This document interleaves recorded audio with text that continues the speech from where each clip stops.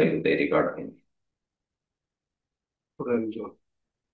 শাহিন রাজা কিসের কারিগরি না কারিগরি ছিল।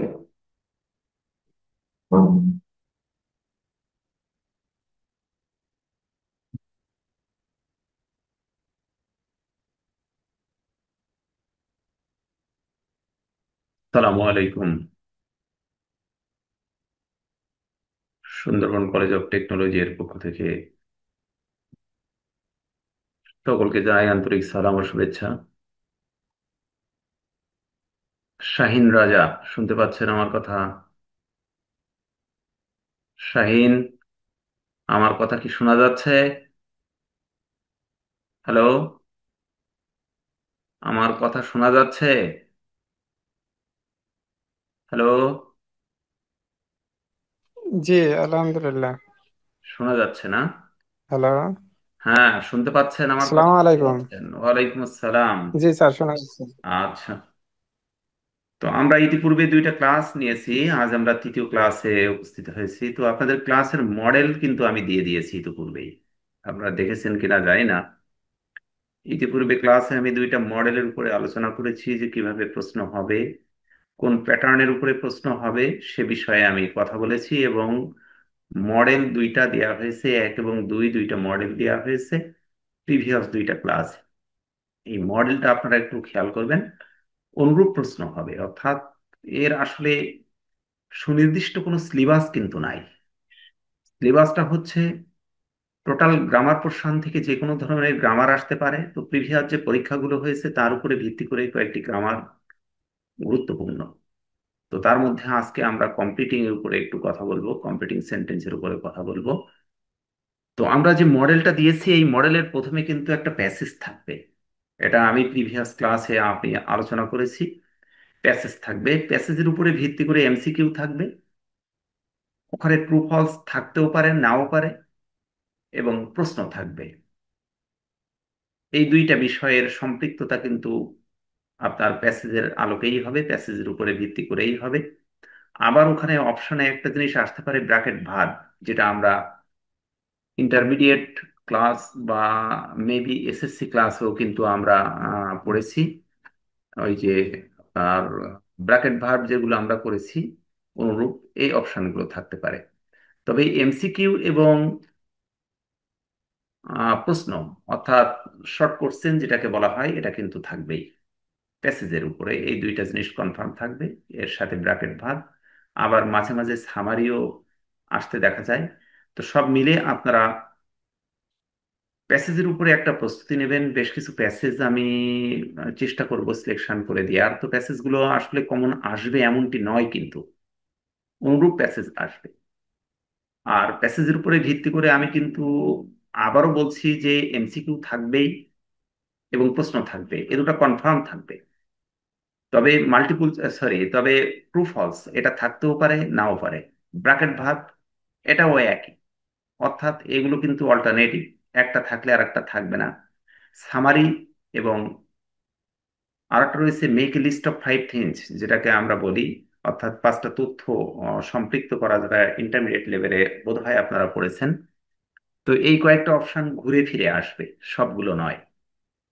তো যাই হোক, আমরা এই গ্রুপের উপরে যে বিষয়টা নিয়ে আমরা কথা বললাম, যে একটা প্যাসেজ থাকবে, প্যাসেজের উপরে এই এই প্রশ্নগুলো থাকতে পারে এ গ্রুপে। এবং বি গ্রুপে আপনাদের গ্রামার থেকে থাকবে। এবং বি গ্রুপের মধ্যে এখানে সম্পৃক্ত করা হয়েছে বেশিরভাগ ক্ষেত্রে কমপ্লিটিং সেন্টেন্স আসছে, কিন্তু আমি আবারও বলছি কমপ্লিটিং সেন্টেন্সটা প্রায় প্রতি বছর আসতে দেখা গিয়েছে। তো এই কমপ্লিটিং সেন্টেন্সটা আমরা এখানে আমি 10টা কমপ্লিটিং সেন্টেন্সের একটা লিস্ট আমি এখানে দিয়েছি, এবং প্রত্যেকটা দাগ নাম্বারে কিন্তু 10টি করে এখানে কমপ্লিটিং সেন্টেন্সের একটা মানে ফিচার আমি এখানে খাড়া করেছি। তো 10 10 100 এখানে কমপ্লিটিং সেন্টেন্স রয়েছে। এই 100 পড়লেই যে আসবে এমনটি নয়, অনুরূপ আসবে। তো আমরা এটা যদি প্র্যাকটিস করি এবং এটা রুলসের উপরে ভিত্তি করে যদি আলোচনা করি বা চেষ্টা করি, মানে এটা কিভাবে আমরা সলভ করব, তাহলে যেভাবেই কমপ্লিটিং সেন্টেন্স আসুক আমরা কিন্তু এটা উত্তর করতে পারবো, আশা করা যায়। সো আমরা এখন কিন্তু এখানে দেখছি 10টি এমসিকিউ রয়েছে। 1 নাম্বার দাগে, complete the following sentence with suitable words. আপনারা ওয়ার্ড দিয়েও এটাকে কমপ্লিট করতে পারেন, আবার ওয়ার্ডস দিয়েও কমপ্লিট করতে পারেন। অনেকে প্রশ্ন করে যে স্যার, কমপ্লিটিং এ সেন্টেন্স যদি না ইনসার্ট করা হয়, অর্থাৎ সেন্টেন্স দিয়ে যদি এটাকে কমপ্লিট না করা হয়, তাহলে হবে কি হবে না। তো এই বিষয়টা কিন্তু আসলে প্রশ্নের উপরেই নির্ভর করবে। কারণ এখানে দেখেন একটা বিষয়, এই যে আমরা যে বিষয়টা এখানে দেখছি, যে আমাদের প্রশ্নে কি রয়েছে, প্রশ্নে আছে কিন্তু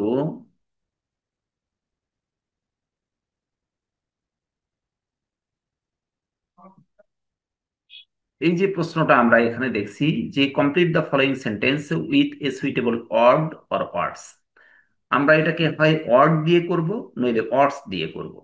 যদি ওয়ার্ড দিয়ে এটাকে কমপ্লিট করি, তাহলে একটা ওয়ার্ড আমরা দিয়ে এটাকে কমপ্লিট করে যদি সেন্টেন্সটা তার অর্থ প্রকাশ করে, তাহলে এনাফ। আর যদি একাধিক ওয়ার্ডের প্রয়োজন হয়, তাহলে কিন্তু আমাদেরকে অবশ্যই একাধিক ওয়ার্ড এখানে ইনসার্ট করতে হবে। মূল উদ্দেশ্য থাকবে, অর্থাৎ ফান্ডামেন্টাল কনসেপ্ট এখানে ক্রিয়েট করতে হবে, যে আপনার সেন্টেন্সটি তার যথার্থ অর্থ প্রদান করেছে কি না। অর্থাৎ সে যদি তার কমপ্লিট সেন্সটা এখানে প্রকাশ করতে পারে বা করে, তাহলে কিন্তু আপনার কমপ্লিটিং সেন্টেন্সটা হয়েছে। আর যদি সেন্সটা ইনকমপ্লিট থেকে যায়, তাহলে কিন্তু এটা কোনো অবস্থাতেই হবে না। অর্থাৎ গ্রামাটিক্যাল রুলস আপনি যতই ফলো করেন না কেন, আপনার মূল লক্ষ্য হচ্ছে যে আপনি বক্তা, আপনার শ্রোতাকে আপনি আপনার বক্তব্যটা কতটুকু বোঝাতে পারলেন বা বোঝাতে পেরেছেন, এটাই কিন্তু হচ্ছে মূল কথা। তো এখানে যে বিষয়টা আমরা দেখছি, যে কম্পিটিটিভ সেন্টেন্স করার ক্ষেত্রে আবারও বলছি, ওয়ার্ড দিয়ে করা যাবে একটা, অথবা একাধিক ওয়ার্ড দিয়ে করা যাবে, অথবা পূর্ণাঙ্গ একটা সেন্টেন্স দিয়ে করা যাবে, অথবা আংশিক সেন্টেন্স দিয়ে করা যাবে, অথবা এটা কিন্তু একটা ফ্রেজ দিয়েও করা যেতে পারে। সো আমরা এখন কিন্তু আলোচনায় যাব। এখানে যে আলোচনাটা করা হচ্ছে, 1 নাম্বার হচ্ছে you can not succeed in life without. তো আমাদের এখানে একটা ক্লু রয়েছে, দেখেন, উইদাউট। আমরা এখানে দেখছি কি আছে, উইদাউট আছে। এই যে উইদাউট শব্দটা, এখন উইদাউট শব্দের ব্যবহারটা কিভাবে আমরা কম্পিউটিং এর ক্ষেত্রে নিয়ে আসব, এটা আমরা একটু দেখি, ট্রাই করি যে উইদাউটটাকে কিভাবে আমরা সেন্টেন্সের মধ্যে বসাবো।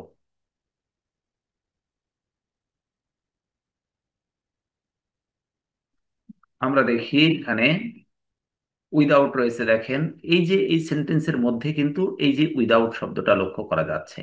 তো আমরা সলিউশন, এই যে নিচে একটা সলিউশন আমরা এখানে করেছি, একটু খেয়াল করেন। এবং এখানে আপনার উইদাউট শব্দটির পর একটি ভার্ব থাকলে সেই ভার্বটির সাথে আইএনজি যোগ করতে হবে। যেমন without eating, without reading, without eating, ইত্যাদি ইত্যাদি, উইদাউট ব্যাকিং, উইদাউট গোয়িং। এরকম ধরনের যে ওয়ার্ডগুলোই আমরা এখানে ব্যবহার করব, এই ওয়ার্ডগুলো কিন্তু ভার্ব ওয়ান প্লাস আইএনজি, এটা হচ্ছে সূত্র। অর্থাৎ উইদাউট চায় তার পরবর্তী ভার্বটা must be contained verb one plus ING. So আমরা এই সেন্টেন্সটাকে যখনই কমপ্লিট করব, তখন আমরা উইদাউট এরপরে যে ভার্বটা গ্রহণ করব, ওই ভার্বটাকে অবশ্যই ভার্ব ওয়ান প্লাস আইএনজি হতে হবে। এর কারণ কি দেখেন, এর কারণ হলো, এখানে দেখতে পাচ্ছি আমরা যে এর কারণ হলো উইদাউট এর পরের আইএনজি যুক্ত ভার্বটি এখানে একটি জিরান্ড হিসেবে কাজ করে, যা একটি বিশেষ্য পদ। তাহলে আমরা আরো একটি জিনিস এখানে আইডেন্টিফাই করতে পারলাম, যে এটি কিন্তু মূলত জিরান্ড হিসাবে কাজ করবে। কি হিসাবে? এই যে আইএনজি যুক্ত যে ভার্বটা আমরা করব, এই ভার্বটা কার মতো কাজ করবে? জিরান্ডের মতো কাজ করবে। তো জিরান্ড আসলে কি জিনিস, এটা কিন্তু আমরা প্রিভিয়াস ক্লাসগুলোতে অনেক আলোচনা করেছি। অর্থাৎ জিরান্ড ইকুয়াল টু নাউন, এবং পার্টিসিপল ইকুয়াল টু অ্যাডজেক্টিভ, এবং ইনফিনিটিভ। অর্থাৎ নন ফাইনাইট ভার্বের 3টা শ্রেণী বিভাগ রয়েছে, একটা হলো ইনফিনিটিভ, আর একটা জিরান্ড, আর একটা হচ্ছে পার্টিসিপল। তো আমরা এই 3টা নন ফাইনাইট ভার্বের একটির উপরে এখন কথা বলছি, যেটা নাকি উইদাউট এরপরে যে ভার্বটা আইএনজি যুক্ত হয়ে একটা বিশেষ রূপ ধারণ করছে, সেটি হচ্ছে জিরান্ড, যা নাকি নাউনের মতো কাজ করবে, বিশেষ্য পদের মতো। সো আমরা এখন দেখি যে এই সেন্টেন্সটাকে কিভাবে কারেক্ট করতে পারি। তাহলে আমরা জেনে নিলাম যে উইদাউটের পরে আমরা কি করব, উইদাউটের পরে আমরা জেরান্ড করব, verb one plus ING equal to gerund.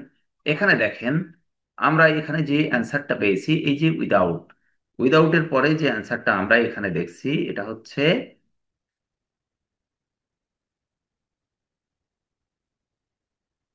এই যে উইদাউট এর পরে যে ভার্বটা আমরা দেখছি, এই যে উইদাউট এরপরে যে ভার্ব ওয়ার্ক, ওয়ার্কিং হার্ড, তাহলে you can not succeed in life. তুমি জীবনে উন্নতি করতে পারবে না উইদাউট ওয়ার্কিং হার্ড। তাহলে উইদাউট এর পরে যে সূত্রটা আমরা বললাম, verb one plus ING equal to noun equal to gerund, এই সূত্র কিন্তু আমরা ফলো করেছি।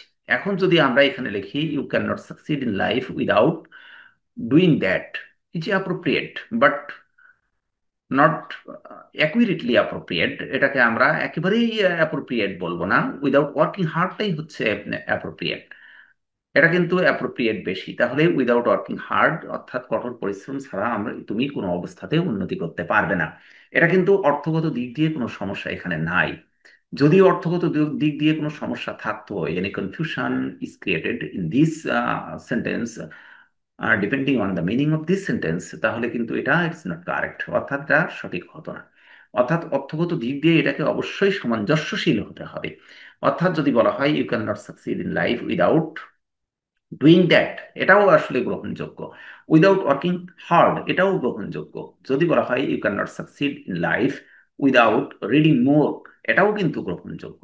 অর্থাৎ এই শব্দগুলোর মধ্যে কোন শব্দটা এখানে ইনসার্ট করলে অধিক গ্রহণযোগ্য হবে সেই বিষয়টা কিন্তু আমাকে আইডেন্টিফাই করতে হবে, এবং অর্থের উপরে ভিত্তি করে এখানে পরবর্তী অংশটা আমরা verb one plus ING equal to gerund দিয়ে এই সেন্টেন্সটাকে আমরা কারেক্ট করব। তাহলে এখানে আমরা উইদাউট ওয়ার্কিং হার্ড যে সেন্টেন্সটাকে আমরা কারেক্ট করেছি, এই সেন্টেন্সটাকে যদি এভাবে না লিখে আমরা লিখি you can not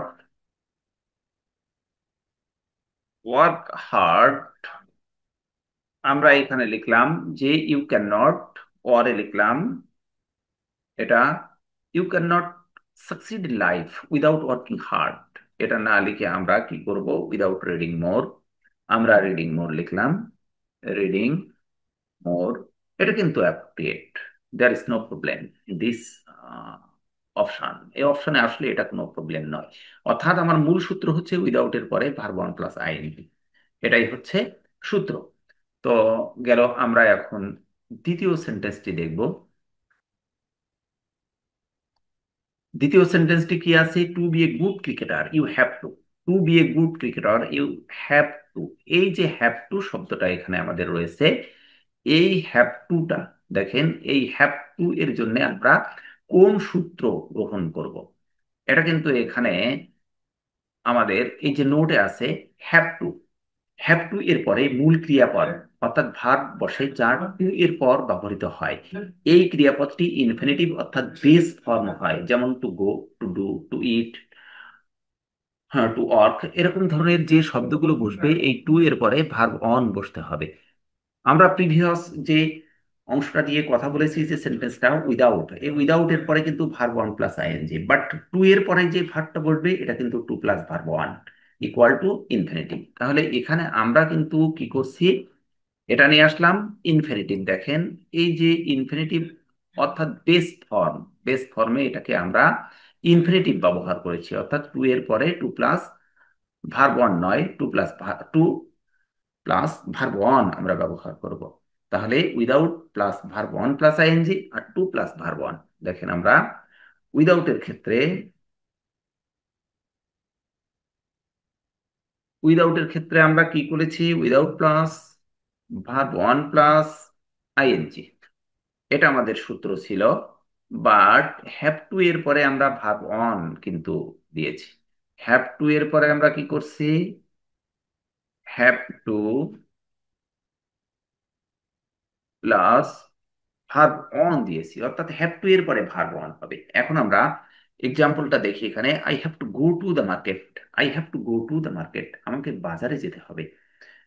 I have to go to the market, এই যে গো টু, টু এর পরে এই হ্যাভ টু, হ্যাভ টুর পরে কিন্তু আমরা ভার্ব ওয়ান গো, এই যে গো শব্দটাকে আমরা ভার্ব অন ব্যবহার করেছি।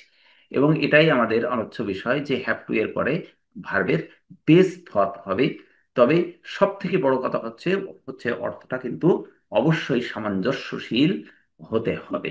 তো আমরা দেখি আমাদের যে সেন্টেন্সটা এখানে আমরা কারেকশন করছি, to be a good cricketer, কি হওয়ার জন্য, একজন ভালো ক্রিকেটার হওয়ার জন্য you have to practise more. আমরা কি বলবো, you have to practise more. আমরা অধিক কি করব? প্র্যাকটিস করব। তাহলে to be a good cricketer, to be a good cricketer you have to practise more. অর্থাৎ অধিক আমাদের কি করতে হবে? অনুশীলন করতে হবে। এই যে আমরা অ্যান্সারটা কিন্তু দিয়েছি, to be a good cricketer you have to practise a lot by practise more. এটাকে আমরা সামঞ্জস্যশীল ভেবেছি। অর্থাৎ যদি আপনি একজন ভালো ক্রিকেটার হতে চান তাহলে আপনাকে অবশ্যই বেশি বেশি করে প্র্যাকটিস করতে হবে।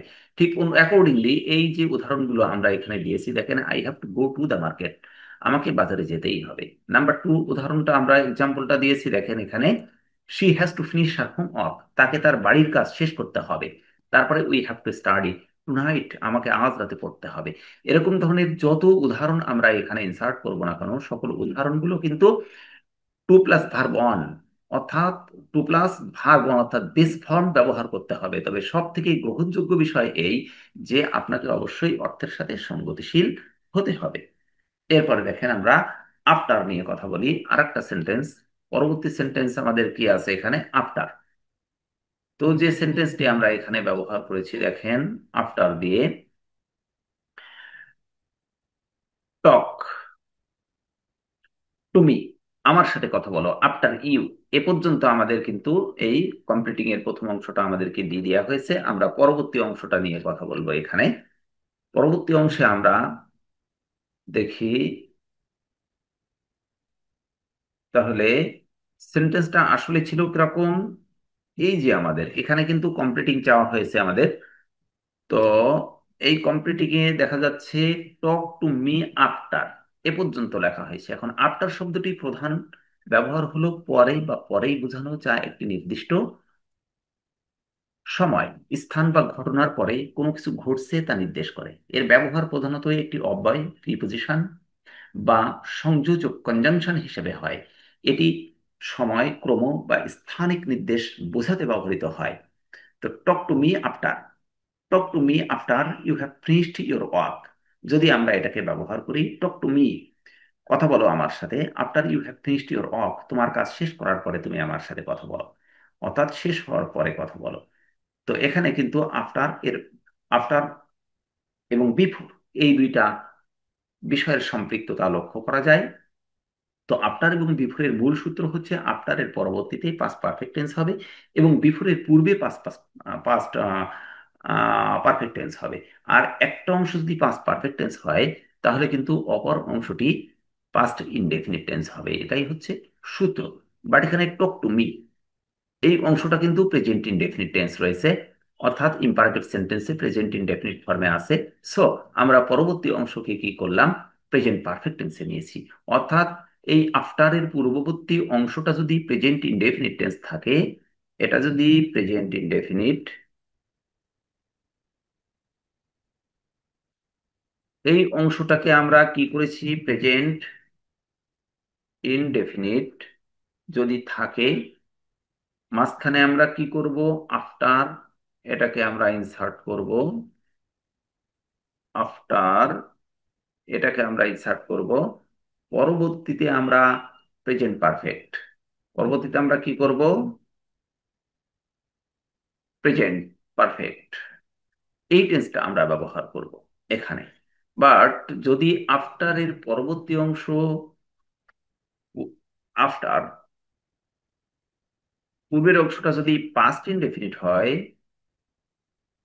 পাস্ট ইনডেফিনিট হয়, তাহলে আমরা পরবর্তী অংশ পাস্ট পারফেক্ট করব, পারফেক্ট করব। এখানে হচ্ছে আফটারটা মধ্যবর্তী জায়গায় অবস্থান করছে। তো আমরা এখানে কিন্তু কি করেছি? পাস্ট ইনডেফিনিট হলে পাস্ট পারফেক্ট করব। তো সো অ্যাকর্ডিংলি আমরা এখানে দেখছি যে প্রথম অংশটা কিন্তু এই সেন্টেন্সের মধ্যে, এই যে সেন্টেন্সের মধ্যে প্রথম অংশটা কি হয়েছে আমাদের? প্রেজেন্ট ইনডেফিনিট টেন্স হয়েছে। এই যে প্রথম অংশ, এটা কিন্তু প্রেজেন্ট ইনডেফিনিট টেন্স হয়েছে। সো আমরা পরবর্তী অংশটা প্রেজেন্ট পারফেক্ট টেন্স করেছি। পরবর্তী অংশ, এই যে অংশটা আমরা কি করেছি? প্রেজেন্ট পারফেক্ট টেন্স করেছি। এই অংশটাকে আমরা প্রেজেন্ট পারফেক্ট করেছি। তাহলে এরপর আমরা আরেকটা এক্সাম্পল এখানে দেখছি, সেটা হচ্ছে বিকজ। আমরা জানি যে বিকজ শব্দটি স্বভাবত কমপ্লেক্স সেন্টেন্সে ব্যবহার করা হয়। দেখেন এখানে বিকজ দিয়েছে, সেন্টেন্সটি ব্যবহার করা হয়েছে হি ফেইল্ড। হি ফেইল্ড, সে কি হয়, অকৃতকার্য হয়, বিকজ। কোন জায়গায় অকৃতকার্য হয়? এক্সামে সে অকৃতকার্য হয়। তাহলে এই যে বিকজ যুক্ত সেন্টেন্স, বিকজ একটি সংযোজক শব্দ, যা কোনো ঘটনার কারণে, ঘটনার কারণ বোঝাতে ব্যবহৃত হয় এবং এর পরের একটি পূর্ণাঙ্গ বাক্য সাবজেক্ট প্লাস ভার্ব বসে। তাহলে বিকজ যেখানেই যুক্ত হবে সেখানে কিন্তু সাবজেক্ট প্লাস ভার্ব অথবা পূর্ণাঙ্গ একটি বাক্য ব্যবহার করতে হবে, এটা আমাদের প্রথমে জানতে হবে। তো এখানে আমরা অন্যদিকে বিকজ অফ একটি অব্যয় এবং এটি কোনো কিছুর কারণে বা জন্য বোঝাতে ব্যবহৃত হয়। একটা কারণ বোঝাতে ব্যবহৃত হয়, আর একটা কারণে বা জন্যে বোঝাতে ব্যবহৃত হয়, যার পরে একটি বিশেষ্য পদ বা বিশেষ্য পদ গুচ্ছ বসে। বিশেষ্য পদ বা বিশেষ্য পদ গুচ্ছ বসে এই বিকজ অফ এর পরে। আর বিকজ এর পরে কিন্তু এটা জানা দরকার যে বিকজ এর পরে কিন্তু একটা কমপ্লিট সেন্টেন্স, অর্থাৎ সাবজেক্ট প্লাস ভার্ব যুক্ত একটি সেন্টেন্স ব্যবহার করতে হবে। এবং বিকজটা স্বভাবত কমপ্লেক্স সেন্টেন্সে ব্যবহার করা হয় এবং বিকজ অফটা হচ্ছে সিম্পল সেন্টেন্সে ব্যবহার করা হয়। তাহলে আমরা এটা কিন্তু বুঝতে পারলাম যে এই অংশটা কিন্তু আমাদের সেন্টেন্সে রয়েছে, অর্থাৎ কম্পিটিং এর আমাদের মূল ফর্মে রয়েছে he failed in the exam because. এখানে আমাদের আছে এ পর্যন্ত। তো আমরা এই যে বিকজ শব্দটাকে আমরা কনজাংশন ব্যবহার করেছি এখানে, এবং এই যে সূত্র, এই সূত্র মতে আমরা একটি সাবজেক্ট নিয়ে আসতে চাচ্ছি, আর সাথে কি চাচ্ছি, সাবজেক্ট নিয়ে আসতে চাচ্ছি এবং একটি ভার্ব নিয়ে আসতে চাচ্ছি, এবং তার উপরে ভিত্তি করে এর কমপ্লিমেন্ট আমরা ব্যবহার করতে চাচ্ছি, যাতে করে অর্থের সাথে সঙ্গতিপূর্ণ হয়। তো আমাদের সেন্টেন্সটা রয়েছে হি ফেইল্ড ইন দ্য এক্সাম, সে ব্যর্থ হলো, ফেইল্ড হলো, ইন দ্য এক্সাম, পরীক্ষায় সে ব্যর্থ হলো, অকৃতকার্য হলো, বিকজ, কারণ হি নেগলেক্টেড হিজ স্টাডিজ, সে তার স্টাডিকে অর্থাৎ অধ্যয়নকে সে নেগলেক্ট করেছিল, কি করেছিল, ঘৃণা করেছিল। তো এখানে ফেইলড ইন দ্য এক্সাম, এই যে অংশটা আমরা ব্যবহার করেছি, এই অংশটা কিন্তু প্রকৃতপক্ষে এই যে ফেইলড ইন দ্য এক্সাম, এটা কিন্তু পাস্ট টেন্স। এটা কোন টেন্স আমরা বললাম? এই অংশটা কিন্তু পাস্ট টেন্স। এই যে ফেল, এই ফেলটা হচ্ছে ভার্ব টু। এটা কি? Verb two. এই যে ফেল শব্দটা ভার্ব টু। সো এই যে বিকজ শব্দটাকে কনজাংশন হিসেবে ব্যবহার করা হয়েছে, এর পরে যে অংশটা ব্যবহার করব, যে টেন্সটা ব্যবহার করব, এটাও কিন্তু পাস্ট টেন্সে ব্যবহার করব। অর্থাৎ প্রথম অংশ পাস্ট টেন্স থাকলে দ্বিতীয় অংশ পাস্ট টেন্স হবে। অর্থাৎ বিকজ যুক্ত কোনো সেন্টেন্সের প্রথম অংশ যে টেন্সে থাকবে, আমরা পরের অংশটাকে একই টেন্সে ব্যবহার করব। সো বিকজ এর পূর্বে যে টেন্সটি এখানে দেখা যাচ্ছে, এটি কিন্তু প্রকৃতপক্ষে পাস্ট ইনডেফিনিট টেন্স। সো আমরা পরবর্তী অংশ হি, এই সাবজেক্ট ব্যবহার করেছি অ্যাকর্ডিং টু দিস রুল। এই রুল অনুসারে আমরা সাবজেক্ট ব্যবহার করেছি, সাবজেক্টের পরে যে মূল ভার্বটা ব্যবহার করেছি, এটা কিন্তু এই যে ফেইল্ড এর মতো ভার্ব টু ব্যবহার করেছি। হি নেগলেক্টেড হিজ স্টাডিজ, তাহলে সে পরীক্ষায় অকৃতকার্য হয়েছিল, কারণ সে পড়ালেখায় অবহেলা প্রদর্শন করেছিল তাই।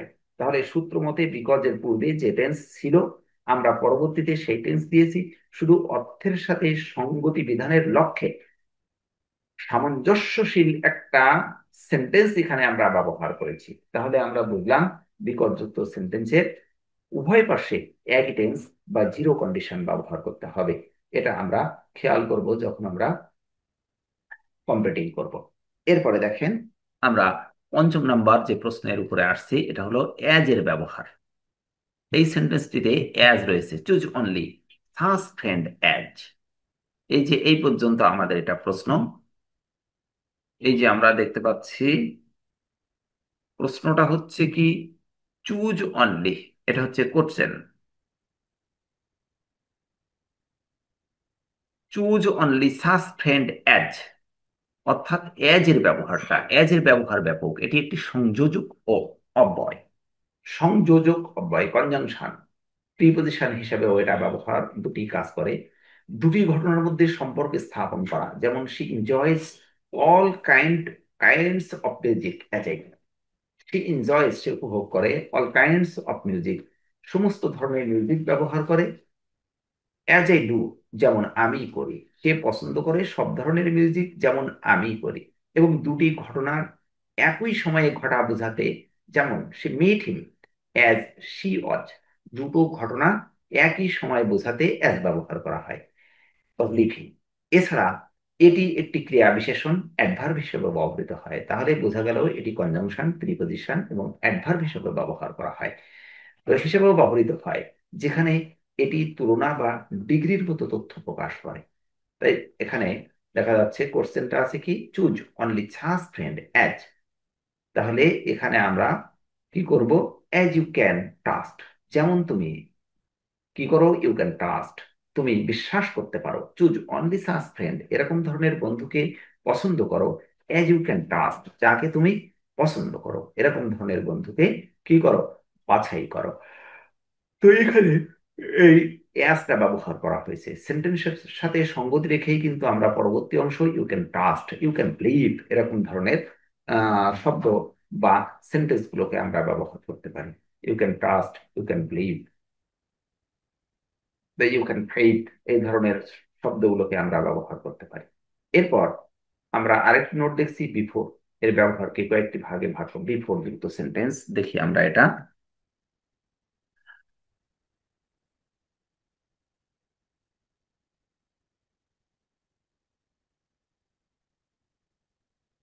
এখানে সেন্টেন্সটি কি রয়েছে, হি had finished his lesson before he took his dinner. তো বিফোর যুক্ত সেন্টেন্স রয়েছে একটা। তো আমরা এখানে দেখি বিফোর এর ব্যবহারকে কয়েকটি ভাগে ভাগ করা যায়। বিফোর যুক্ত সেন্টেন্স এখানে আমরা যেটা দেখছি এটা হচ্ছে,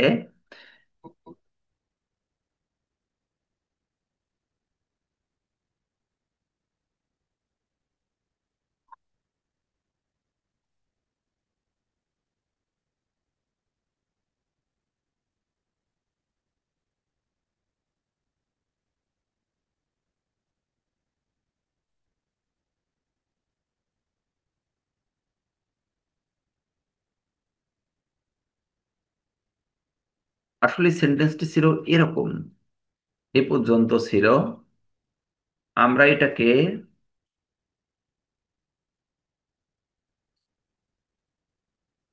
হি হ্যাড ফিনিশড হিজ লেসন, সে তার লেসন শেষ করেছে, বিফোর পূর্বে, হি টুক হিজ ডিনার, সে কি করেছে, তারপর সে ডিনার গ্রহণ করেছিল, অর্থাৎ সে তার লেসন শেষ করে, পড়া শেষ করে তার ডিনারকে সে গ্রহণ করেছিল।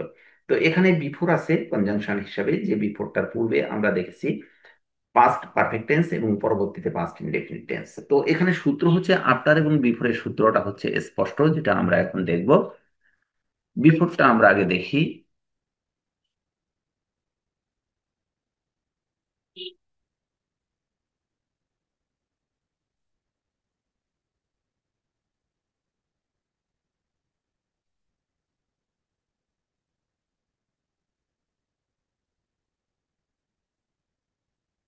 বিফোর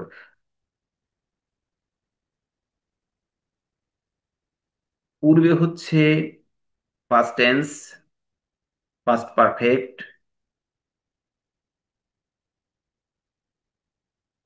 প্লাস বিফোর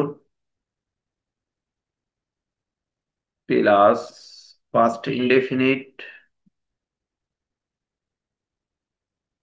আফটার এর ক্ষেত্রে হচ্ছে past indefinite plus after plus past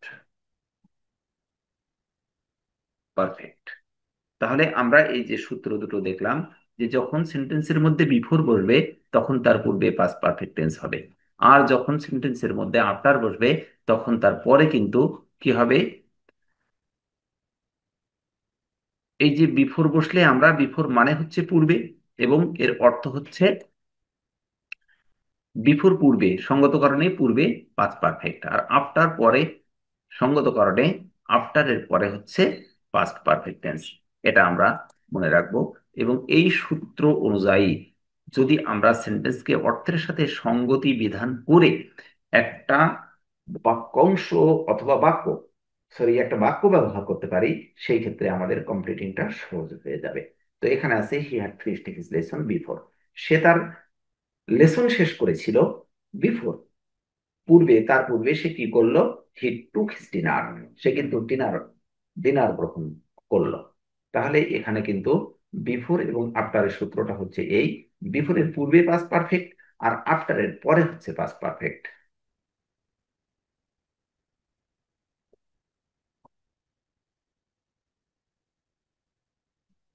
তো আমরা এখানে বিফোরের বেশ কিছু ব্যবহার আমরা এখানে দেখছি।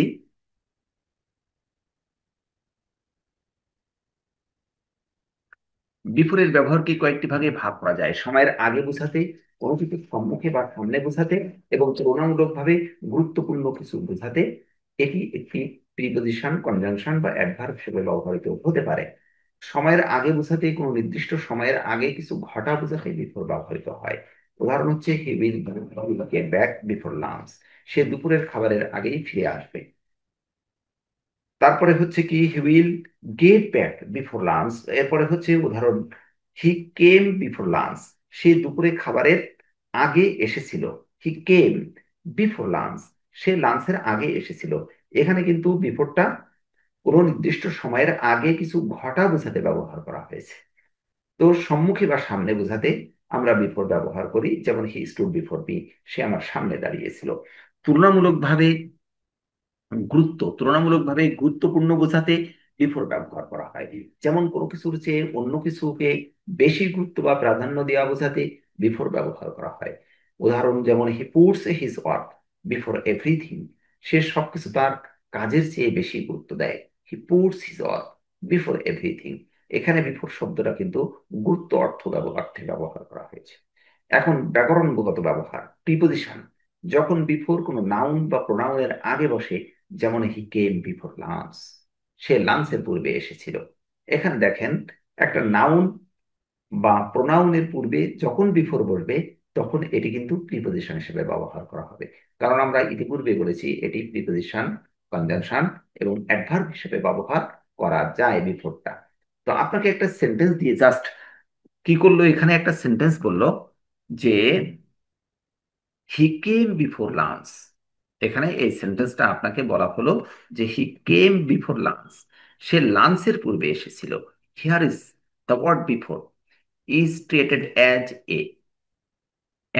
এ প্রিপজিশন, কনজাংশন, তারপরে নাউন, ভার্ব ইত্যাদি ইত্যাদি।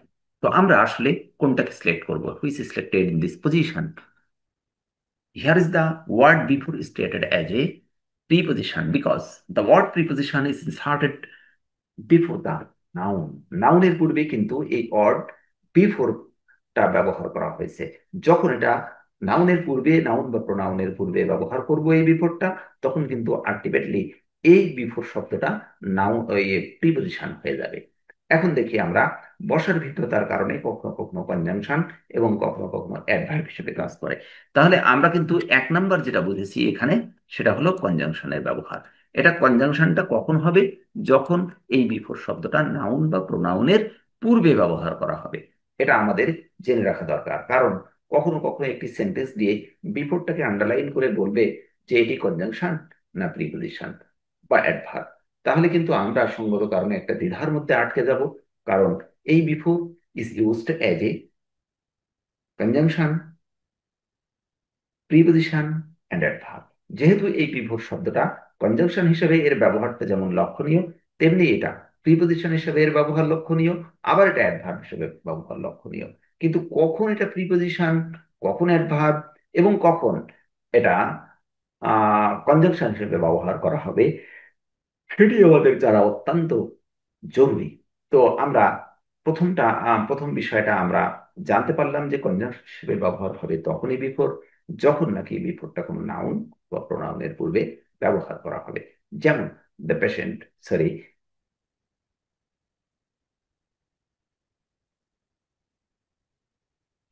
প্রিপোজিশন হিসেবে ব্যবহার করা হবে যখন এটা কোনো নাউন বা প্রোনাউনের পূর্বে বসবে। যেমন হি কেম বিফোর লাঞ্চ, সে লাঞ্চের পূর্বে এসেছিল।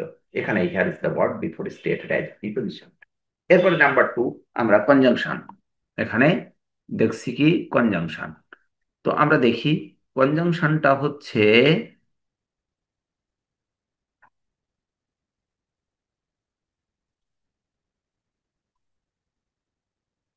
Conjunction, preposition. কনজাংশনটা কি? যখন বিপরীত দুটি বাক্যকে যুক্ত করে করে একটি সাধারণত এটি সাধারণত পাস্ট পারফেক্ট টেন্স এবং পাস্ট ইনডেফিনিট টেন্স এর মধ্যে বসে। তো আমরা এই উদাহরণটা কিন্তু প্রিভিয়াস অর্থাৎ পূর্ববর্তী মানে একটু পূর্বে কিন্তু এই উদাহরণটা আমরা উপস্থাপন করেছি। অর্থাৎ বিপরীতটা যখন কনজাংশন হবে তখন তার দুই পাশে দুইটি সেন্টেন্স থাকবে এবং বিফোরের পূর্বে থাকবে পাস্ট পারফেক্ট টেন্স এবং বিফোরের পরে থাকবে পাস্ট ইনডেফিনিট টেন্স। যখন এই বিফোর শব্দটা পাস্ট পারফেক্ট টেন্সের পরে এবং পাস্ট ইনডেফিনিট টেন্সের পূর্বে অর্থাৎ মধ্যবর্তী স্থানে দুটি সেন্টেন্সকে যুক্ত করার লক্ষ্যে ব্যবহার করা হবে, তখন এই শব্দটি অর্থাৎ এই বিফোর শব্দটি আর প্রিপজিশন থাকবে না, তখন এটা আলটিমেটলি কনজাংশন হয়ে যাবে। তাহলে আমরা দুইটা জিনিস এখানে খেয়াল করলাম। একটা হলো প্রিপজিশন, কখন বসবে প্রিপজিশন? নাউন বা প্রোনাউনের পূর্বে যখন এটা বসবে, অর্থাৎ এই বিফোর শব্দটা যখন নাউন বা প্রোনাউনের পূর্বে বসবে তখন আমরা এটাকে কি করব? এই যে প্রিপজিশন বলবো তখন আমরা। আবার যখন এটা দুইটি সেন্টেন্সের মধ্যবর্তী স্থানে বসবে তখন কিন্তু এটাকে আমরা কি করব? তখন এই বিফোর শব্দটাকে কিন্তু কনজাংশন বলবো। দেখেন, এই বিফোর শব্দটাকে আমরা কনজাংশন বলবো কখন? দুটো সেন্টেন্সের মধ্যে যখন কনজাং করবে এবং বিফোর শব্দটির পূর্ববর্তী সেন্টেন্সটা পাস্ট পারফেক্ট টেন্স এবং পরবর্তী সেন্টেন্সটা কিন্তু পাস্ট ইনডেফিনিট টেন্স। আচ্ছা, এরপরে আমাদের আরেকটা বিষয় বাকি রয়েছে যেটা হলো অ্যাডভার্ব। তাহলে বিফোরের তিনটা ব্যবহার আমরা এখানে দেখছি। Number one preposition, number two, number one হচ্ছে প্রিপজিশন। তাহলে এখানে আমরা এক নম্বরে কি পেলাম? এটা প্রিপজিশন। এরপরে আমরা নাম্বার টুতে পেলাম কি জিনিস? এটা হলো কনজাংশন। এবং নাম্বার থ্রি আমরা দেখব, নাম্বার থ্রিতে এটা হচ্ছে অ্যাডভার্ব। তাহলে এই তিনটা ব্যবহার আমরা কিন্তু এখানে শিখছি। এখন দেখা যাক অ্যাডভার্ব কখন হবে। যখন বিফোর কোনো ক্রিয়া বিশেষণ হিসেবে ব্যবহৃত হবে। ক্রিয়া বিশেষণ হিসেবে ব্যবহৃত হয় যা কোনো ক্রিয়ার আগে ঘটা নির্দেশ করে, যা কোনো ক্রিয়ার আগে ঘটা নির্দেশ করে, তখন এই বিফোর শব্দটি আলটিমেটলি অ্যাডভার্ব হিসেবে কাজ করবে। অর্থাৎ হি অ্যারাইভড হিয়ার, সেখানে পৌঁছেছিল। হি অ্যারাইভড হিয়ার, সেখানে পৌঁছেছিল বিফোর, আগেই। অর্থাৎ ক্রিয়ার বিশেষণ হিসেবে যখন সে কাজ করবে, এই অ্যারাইভড এখানে ক্রিয়া। So before is used as a supporting of arrive verb. অর্থাৎ এই অ্যারাইভড ভার্বের সাপোর্টিং হিসেবে বিফোরটা কাজ করেছে। So here is the word before is created as an adverb. তাহলে আমরা কিন্তু কি শিখেছি এখানে? বিফোরের ব্যবহারটা আমরা এখানে শিখলাম। অর্থাৎ বিফোরটা কয় ভাবে ব্যবহার হতে পারে। আমি আবারও এটাকে রিপিট করছি, বিফোরটা সাধারণত তিন ভাবে ব্যবহার হতে পারে। কয় ভাবে? তিন ভাবে ব্যবহার হতে পারে। নাম্বার ওয়ান হচ্ছে প্রিপজিশন, নাম্বার টু হচ্ছে কনজাংশন, নাম্বার থ্রি হচ্ছে অ্যাডভার্ব। তো প্রিপজিশনটা কখন হবে? যখন এই বিফোর শব্দটি নাউন বা প্রোনাউনের পূর্বে ব্যবহার করা হবে। when the before is used before the noun, যখন নাউনের পূর্বে ব্যবহার করা হবে, then the word before is stated as a preposition। আর যখন এটি কি করা হবে? দুইটা সেন্টেন্সের মধ্যবর্তী স্থানে ব্যবহার করা হবে, তখন বিফোর শব্দটি কনজাংশন হিসেবে কাজ করবে। আবার যখন এটা ক্রিয়ার বিশেষণ হিসেবে ব্যবহার করা হবে, তখন এটি অ্যাডভার্ব হিসেবে কাজ করবে। ক্রিয়ার বিশেষণ হিসেবে আমরা এখানে ব্যবহার দেখছি হি অ্যারাইভড হিয়ার বিফোর, সে এখানে আগেই পৌঁছেছিল।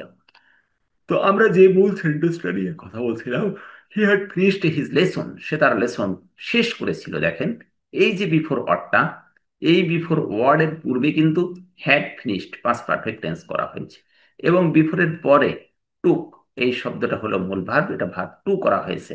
তাহলে according to the rule, the first sentence is stated as a past perfect tense and the second one is stated as a past indefinite, so the rule is absolutely correct। এই রুলটা হচ্ছে সঠিক। তাহলে আমরা এখানে কিন্তু বিফোর এর ব্যবহার শিখলাম এবং তিনটা ব্যবহার বিফোরের আমরা লক্ষ্য করলাম। এবং বিফোর যখন কনজাংশন হিসেবে কাজ করবে তখন তার সেন্টেন্সের মধ্যে তার অবস্থানটা কেমন হবে এবং সে কোন কোন টেন্সের উপরে প্রভাব বিস্তার করবে সে বিষয়েও কথা বলেছি। এবং বিফোরের পূর্বে হচ্ছে পাস্ট, বিফোর শব্দের অর্থই পূর্বে, পূর্বে পাস্ট পারফেক্ট। এটা আমরা মনে রাখবো। আর আটটার শব্দের অর্থই হলো পরে, পরে হচ্ছে পাস্ট পারফেক্ট টেন্স। আর এটি মনে রাখবো যে একটি